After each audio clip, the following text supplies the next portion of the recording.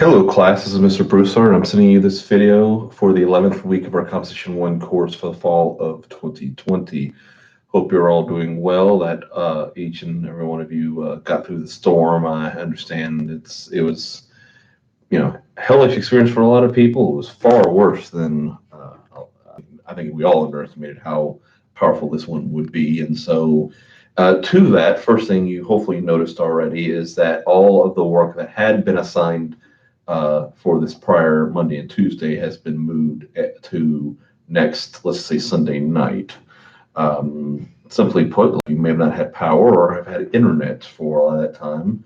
So I didn't feel comfortable having you have something due when most of you could have turned it in or even done the assignment. Luckily, it was only a journal. So in doing so, I just basically moved a journal to be due Sunday night. You already have another journal that's due Monday night. So what you're going to do is make sure that those journals, in fact, let me look just to make sure I'm confirming that. Yes.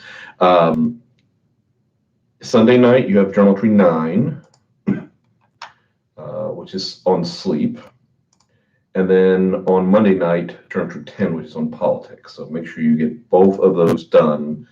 Knock them out this week if you can, or over the weekend, but make sure they're done before they're due. And so, like I said, I do number 9 no later than Sunday night, and number 10 no later than Monday night, and you can get that done. Believe it or not, once that's it. You've only got one more journal left on a week after that, and that's it as far as the journals are concerned. If you want to go ahead and do 11, it is open and available for you to do if you like to get all 3 done. Another thing, just to let you know, the 3 lowest journal grades do get dropped. So if you like the way your journal grades are as of now, and you haven't had any misses, and you like how it's been, you don't have to do the last 3. They all end up with zeros, but then all 3 zeros get dropped because they're the 3 lowest grades. So, or you could do maybe 2 of them, and then the last one you don't have to do because you liked almost everything you had, and just play around with that. Again, the lowest 3 overall journal grades get dropped. Don't bother asking. I don't drop any essay grades. But yeah, just get them done. Get them all done if you'd like, even if it doesn't. If you don't have to have it, if you want to get them all done, that's fine too. Or if you like the grades as they stand now and you want to have 3 zeros that get washed away for these last 3 journals, you can, and you're good to go. Your journal grade is what your journal grade is. Some of the shaded ones do then light up, by the way. The system automatically shades out the lowest 3. So the lowest 3 that are there that are shaded out would then be unshaded and would factor into your journal grade.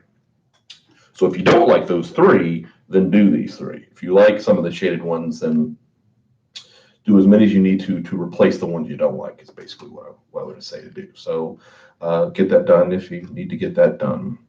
Let me scroll down just to make sure I keep you straight on everything else. Yeah, because everything you have left in this class would be the journal, 2 journals. You do have the argumentative essay, which is due December the 4th at 9:59 a.m. And then your final exam, which will be done. It'll be probably the respondent system that you'll do it for. We're unable, obviously, to have the amount of time needed or the amount of spaces needed to do proctored exams simply because all of those were locked up the first week. So we're going through respondent system to where it'll basically be, you'd be like you're doing a proctored exam, except you're doing it at home. It has things that'll keep you from cheating, keep you from being shady, keep you from having somebody else do your work for you. So we'll do that system, and I'll probably have that set up for you all next week to do the following 2 weeks, because you have a few weeks in November to where you can get that done. Now, as far as the reading portion of this class is concerned, I would move on to Chapter 12, Arguing a Position. Also notice this is where I stand. This is pages 143 to 185. This complements what you did last week in the centrality of argument. Basically, you had the philosophy behind it last week and now the practical application this week. Of course, I went over everything with you last week as far as what you have left, because you can always jump ahead.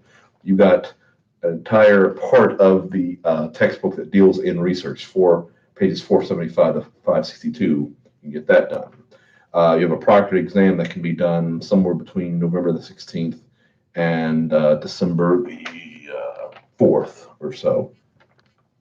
That the proctored exam is basically you're doing your final exam, and I'll give you the instructions of that when we get a little closer to it.